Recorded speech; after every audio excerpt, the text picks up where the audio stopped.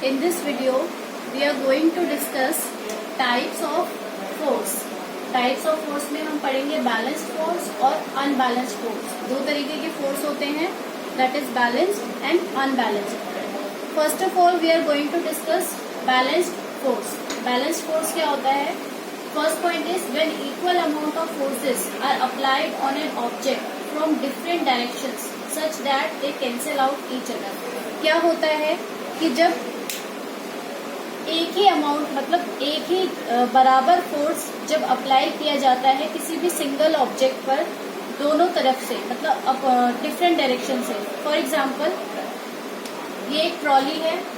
Trolley को एक person इधर से पुश कर रहा है 40 न्यूटन के फोर्स के साथ और दूसरा पर्सन इधर से पुश कर रहा है 40 न्यूटन फोर्स के साथ.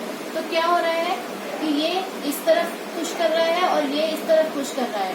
तो दोनों क्या कर रहे हैं? अपोजिट डायरेक्शन में पुश कर रहे हैं और फोर्स क्या लगा रहा है? 40 न्यूटन और इधर से भी 40 न्यूटन.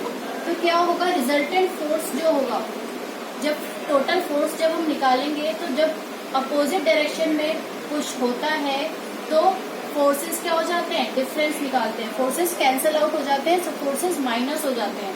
तो जब हम रिजल्टेंट फोर्स इसका निकालेंगे तो 40 न्यूटन माइनस 40 न्यूटन कितना हो जाएगा? 0. तो रिजल्टेंट फोर्स क्या आ जाएगा?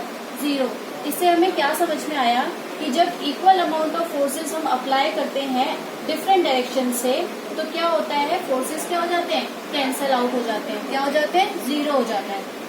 Second point is they do not change the state of rest और मोशन ऑफ एन ऑब्जेक्ट. इसका मतलब ये है कि जब इक्वल अमाउंट ऑफ फोर्स दोनों डायरेक्शन से लगाई जा रही है, डिफरेंट डायरेक्शन से लगाया जा रहा है, तो क्या होता है कि उसकी स्टेट, या अगर वो रेस्ट है या मोशन में है तो उसकी स्टेट चेंज नहीं होती. उसकी स्टेट जो स्टेट है वो एज इट इज रहती है. फॉर एग्जाम्पल, मैं इसी एग्जाम्पल से आपको समझाती हूँ. जैसे कि ये ट्रॉली थी, जो पर्सन इधर से धक्का लगा रहा था वो 40 न्यूटन के फोर्स के साथ पुश कर रहा था, इधर से भी 40 न्यूटन. तो जब दोनों तरफ से बराबर फोर्स लगेगा तो क्या वो ट्रॉली अपनी पोजीशन को चेंज करेगी? नहीं करेगी. वो ट्रॉली जहां पर थी वहीं पर रहेगी, क्योंकि दोनों तरफ से क्या हो रहा है? इक्वल फोर्स लगाया जा रहा है. So this points justify that they do not change the state of rest और मोशन ऑफ एन ऑब्जेक्ट. अगर वो रेस्ट पे है तो वो रेस्ट पे ही रहेगा, अगर वो मोशन में है तो अपना मोशन में ही रहेगा object. Third point is they may change the shape and size of an object. हो सकता है कि साइज या शेप चेंज हो जाए बट पोजीशन या स्टेट उसकी चेंज नहीं होगी. तो बैलेंस्ड फोर्स आपको समझ में आ गया होगा इस एग्जांपल्स के थ्रू कि जब बैलेंस्ड फोर्स में इक्वल अमाउंट ऑफ फोर्स लगाया जाता है डिफरेंट डायरेक्शन से, मतलब अलग अलग डायरेक्शन से अपोजिट डायरेक्शन में जब फोर्स लगाया जाता है तो रिजल्टेंट फोर्स क्या आता है? 0. Second one is unbalanced force. Unbalanced force क्या होता है? When forces applied to an object are of different magnitude और not in opposite direction so as to cancel. तो क्या होता है कि जब फोर्स अप्लाई किया जाता है किसी भी ऑब्जेक्ट पर, ठीक है, लेकिन उसका मैग्नीट्यूड क्या होता है? डिफरेंट होता है. मतलब अपोजिट डायरेक्शन में नहीं लगाया जाता है, सेम डायरेक्शन में लगाया जाता है. फॉर एग्जांपल, ये ट्रॉली थी, पिछले वाले बैलेंस फोर्स में जो पर्सन था एक इधर से लगा रहा था और एक इधर से लगा रहा था. पर अनबैलेंस्ड में क्या होता है कि अगर दोनों पर्सन एक तरफ से ही फोर्स लगाए, एक 40 न्यूटन से लगाए, एक 50 न्यूटन से लगाए, मतलब ये अपना फोर्स जो लगा रहा है वो 40 न्यूटन लगा रहा है, दूसरा पर्सन 50 न्यूटन लगा रहा है, तो जो रिजल्टेंट फोर्स आएगा वो क्या होगा? 40 प्लस 50. तो टोटल फोर्स कितना निकल कर आएगा? 90.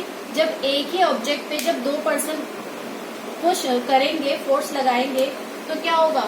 वो पोजीशन अपनी क्या कर देगा? चेंज कर देगा. ये ट्रॉली यहाँ थी तो कुछ टाइम बाद इधर आ जाएगी, तो पोजीशन चेंज हो जाएगी.